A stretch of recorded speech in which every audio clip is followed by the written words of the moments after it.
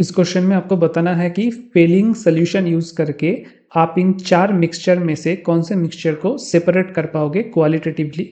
और उसके लिए आपको जानना ज़रूरी है कि फेलिंग सोल्यूशन एग्जैक्टली क्या करता है।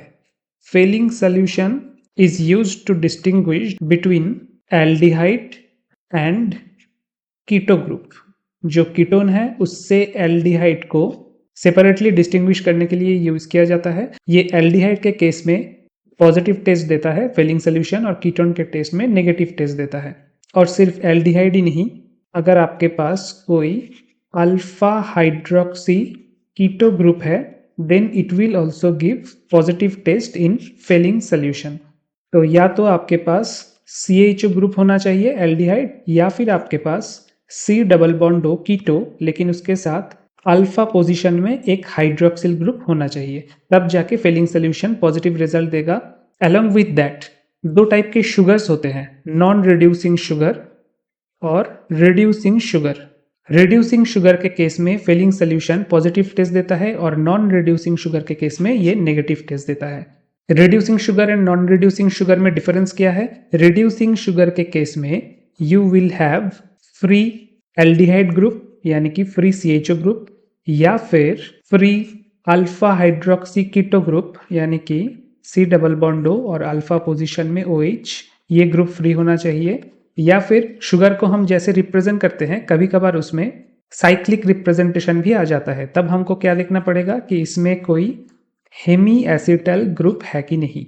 इसके बारे में मैं बाद में आऊंगा। और नॉन रिड्यूसिंग शुगर में ये सब कुछ नहीं होता है, ना तो फ्री एल्डिहाइड ग्रुप होता है, ना free alpha hydroxy keto group होता है, ना तो फ्री हेमी एसिटल ग्रुप होता है। And that is why non reducing sugar Fehling test में नेगेटिव रिजल्ट देता है। अब फिलिंग टेस्ट होता क्या है? It is essentially mixture of 2 solution, failing solution A and failing solution B.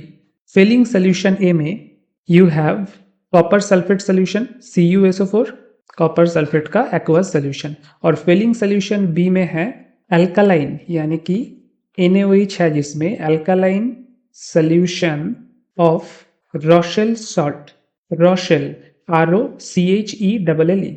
Rochelle salt क्या है? Rochelle salt is nothing but sodium potassium tartrate.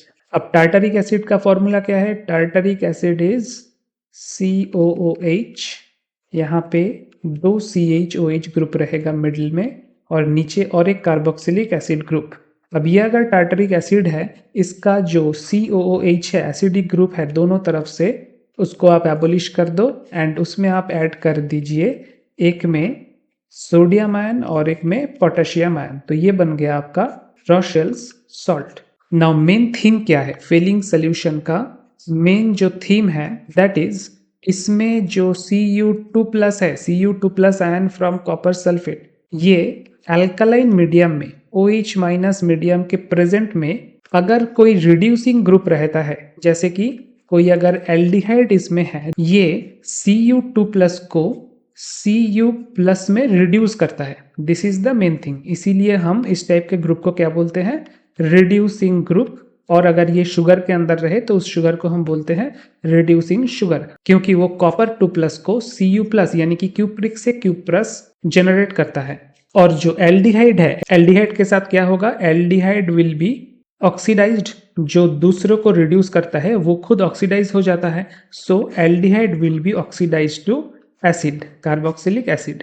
तो ये है main theme of Fehling solution. लेकिन यहाँ पे एक प्रॉब्लम है, अगर आप सिर्फ कॉपर सल्फेट को लोगे और उसमें एल्डिहाइड दोगे और अल्कलाइन सोल्यूशन के प्रेजेंस में हीट अप्लाई करोगे, then there is a chance कि वो रिड्यूस होने से पहले, Cu+ में कन्वर्ट होने से पहले CuOH2 यानी कि क्यूप्रिक हाइड्रोक्साइड का प्रेसिपिटेट जनरेट करे।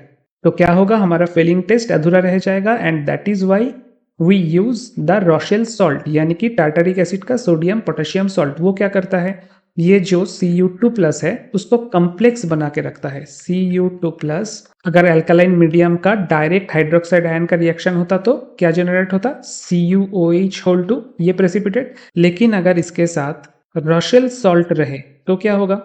रॉशेल सॉल्ट को हम ऐसे भी लिख सकते हैं, बीच में है CH यहाँ पे COO माइनस, एक बार सोडियम प्लस, और यहाँ पे COO माइनस पोटेशियम प्लस।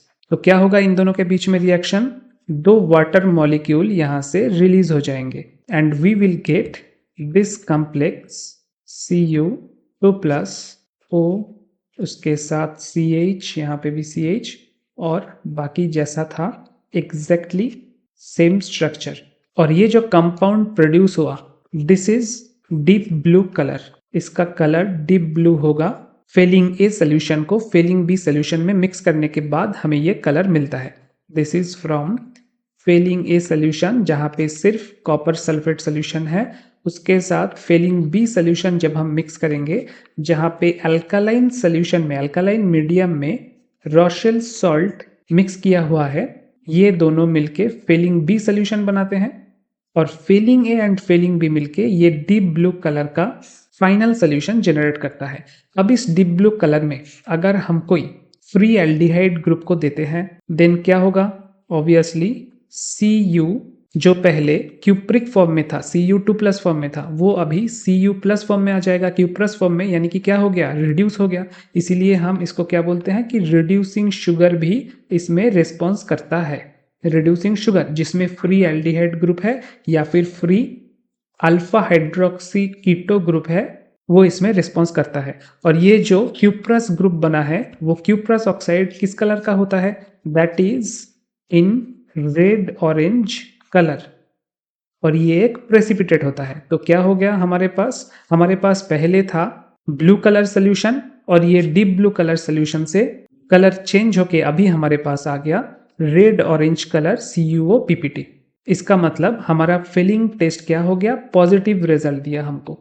तो हम वहां से कह सकते हैं कि सोल्यूशन में जो कंपाउंड है उसमें फ्री एल्डिहाइड ग्रुप है या फिर free alpha hydroxy keto group है या फिर that is a reducing sugar. ये आपका क्लियर हो गया। अब हम चलते हैं कि हमारे पास क्वेश्चन में कौन सा कपल दिया गया है क्वालिटेटिवली सेपरेट करने के लिए। 4 कपल दिया गया है, glucose fructose, glucose mannose, fructose sucrose, maltose and glucose. इसमें आप सबसे पहले समझो कि मोनोसैकेराइड क्या होता है, डाइसैकेराइड क्या होता है। जो मोनोसैकेराइड है उसमें फ्री एल्डिहाइड और free alpha hydroxy keto group हमेशा रहता है। फॉर एग्जांपल ग्लूकोज एक मोनोसैकेराइड है, फ्रुक्टोज भी एक मोनोसैकेराइड है, मैनोज ये भी एक मोनोसैकेराइड है। ग्लूकोज का स्ट्रक्चर कैसा है? ये तीनों स्ट्रक्चर है ग्लूकोज, फ्रुक्टोज और मैनोज का। This is glucose, this is fructose and this is mannose. अब ग्लूकोज में देखो this is your free aldehyde group, mannose में भी ये है आपका फ्री एल्डिहाइड ग्रुप, और फ्रुक्टोज में ये रहा आपका अल्फा हाइड्रोक्सी कीटो ग्रुप। तो ये तीनों ही क्या करेगा? Cu2 प्लस को रिड्यूस करेगा टू क्यूप्रस यानी कि Cu प्लस। तो फेलिंग सोल्यूशन में ये पॉजिटिव टेस्ट देगा। तो इसीलिए ग्लूकोज, मैनोज, फ्रुक्टोज ये सब monosaccharide are called reducing sugar, जो कि फेलिंग सोल्यूशन का कलर चेंज करता है ब्लू से रेड ऑरेंज। अब एक इंपॉर्टेंट चीज, इन सम प्लेसेस ग्लूकोज, फ्रुक्टोज ये सब मोनोसैकेराइड का स्ट्रक्चर आपको साइक्लिक फॉर्म में मिलेगा, ऐसे ओपन स्ट्रक्चर नहीं मिलेगा। जैसे कि ग्लूकोज को हम ऐसे ड्रॉ कर सकते हैं, ये है ग्लूकोज का स्ट्रक्चर एंड ये है फ्रुक्टोज का स्ट्रक्चर। अब इन दोनों स्ट्रक्चर में कहीं पे भी आपको फ्री एल्डिहाइड या free alpha hydroxy keto group नहीं दिखाई दे रहा है।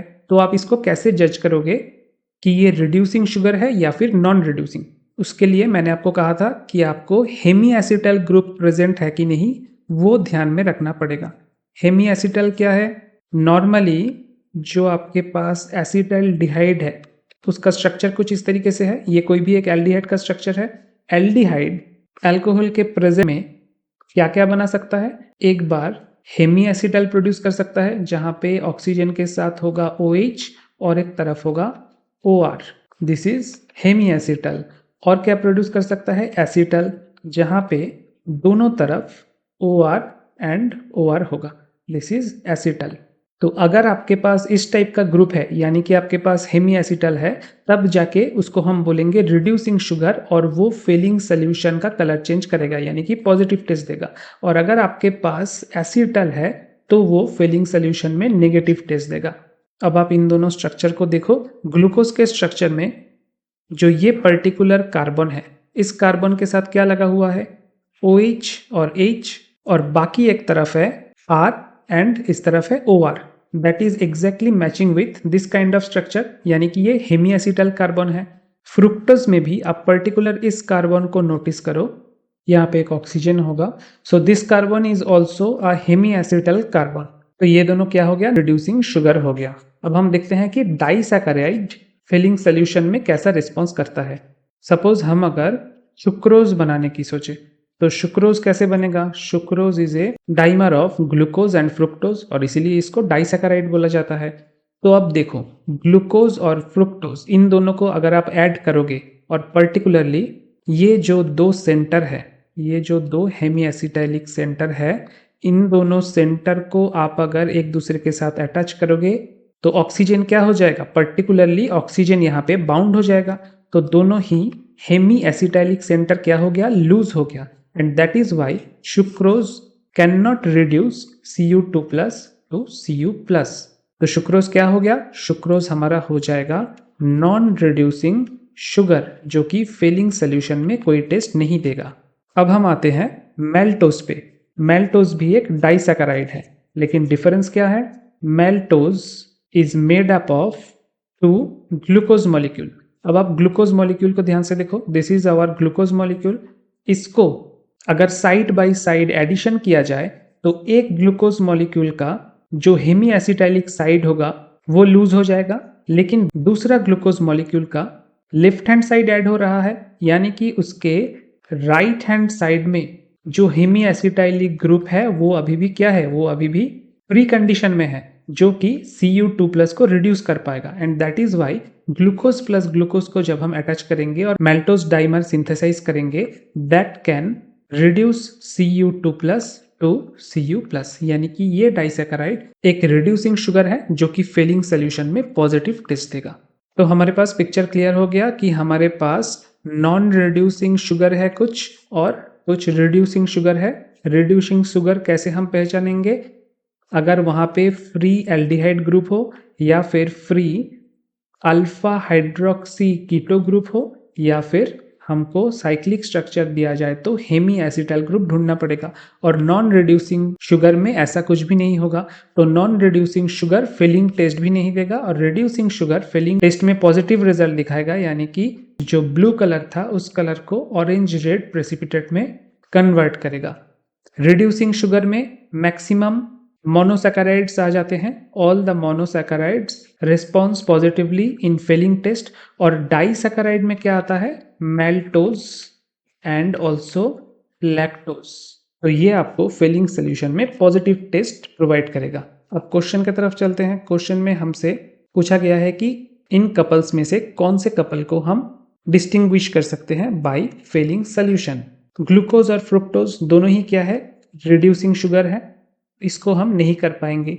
ग्लूकोज एंड मैनोज ये भी मोनोसैकेराइड है एंड दोनों ही रिड्यूसिंग शुगर है। फ्रुक्टोज एंड सुक्रोज, फ्रुक्टोज है रिड्यूसिंग, सुक्रोज है नॉन रिड्यूसिंग, तो इसको हम क्या कर पाएंगे, डिस्टिंग्विश कर पाएंगे। ये होगा आपका आंसर। आखिरी भी देख लेते हैं, मेल्टोज एंड ग्लूकोज। हालांकि मेल्टोज डाइसैकेराइड है और ग्लूकोज मोनोसैकेराइड है, लेकिन फिर भी मैंने आपको दिखाया मेल्टोज भी एक रिड्यूसिंग शुगर है और ग्लूकोज भी ऑब्वियसली एक रिड्यूसिंग शुगर है, तो इसको भी हम सेपरेट नहीं कर पाएंगे। तो हमारा करेक्ट ऑप्शन होगा ऑप्शन सी।